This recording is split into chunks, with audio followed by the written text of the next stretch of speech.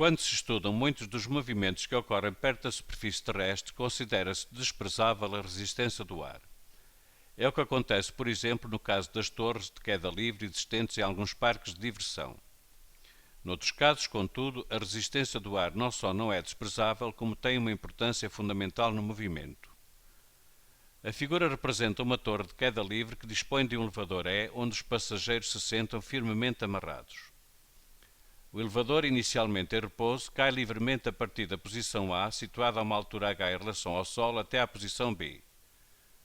Quando atinge a posição B, passa também a ser atuado por uma força de travagem constante, chegando ao solo com velocidade nula. Considere desprezáveis a resistência do ar e todos os atritos entre a posição A e o solo. O elevador foi dimensionado de modo a atingir a posição B com velocidade de módulo igual a 30,3 metros por segundo. Calcula a distância a que o ponto B se encontra do solo, sabendo que o módulo da aceleração do elevador entre essas posições é igual a 20 metros por segundo quadrado. Considera o referencial de eixo vertical com origem no solo, representado na figura, e recorre exclusivamente às equações que traduzem o movimento yt e v de t. Apresente todas as etapas da resolução. Ora, nós temos aqui uma situação que é a seguinte: há um elevador que cai, atinge o ponto B com uma velocidade de 30,3 metros por segundo, e a partir desse ponto começa a atuar sobre ele uma força que aponta no sentido positivo do eixo dos y, que lhe comunica uma aceleração de 20 metros por segundo quadrado. Portanto, esta aceleração aponta no sentido positivo, enquanto que a velocidade entre B e o Sol aponta no sentido negativo, por isso é que o corpo vai parar. O que é que esta aceleração mede? Mede as variações de velocidade. As variações de velocidade em que sentido? No sentido do eixo dos y, ou seja, a velocidade vai reduzir-se até que chega ao Sol com velocidade com IC nula. Vamos então escrever as equações yt e v de t para este movimento ou para um movimento genérico. Como sabemos, esta é a lei das velocidades, v igual a v0 mais at.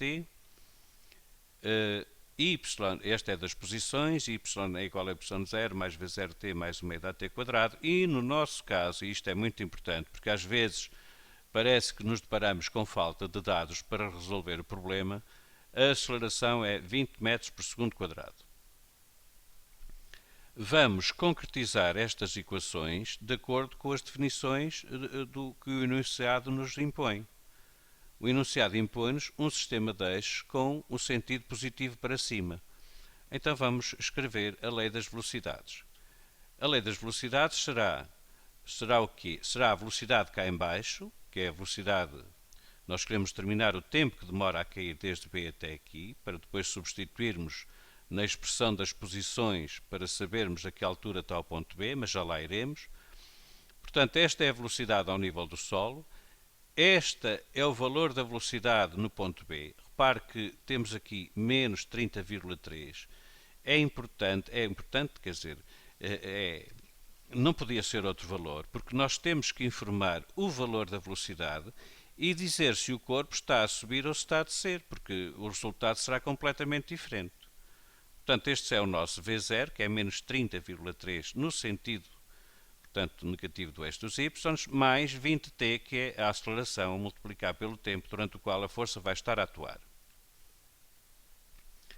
Na equação das posições, pois se temos cá, estamos a referir-nos ao Sol, vamos ter o nosso y igual a 0. Parte-se de um yb, com certeza, é esse que nós pretendemos saber. V0t, portanto, será a parcela que tem a velocidade inicial, ou seja, a velocidade que existia aqui no ponto B. Porque é que é negativo? É negativo, falta aqui um parênteses, é negativa porque é no sentido negativo do eixo dos y, e agora mais outra parcela, que é 1/2 da t quadrado, aqui com o valor de A, sendo A um valor positivo, que, como sabemos, a força, para que a velocidade varie negativamente, ou seja, para que se reduza a velocidade, a força vai ter que atuar no sentido positivo do eixo dos y. E, portanto, se a força atua no sentido positivo do eixo dos y, a aceleração é também no sentido positivo do eixo dos y, por isso está aqui 20t². Vamos resolver em ordem a t a equação de cima, ficamos com 1,52 segundos.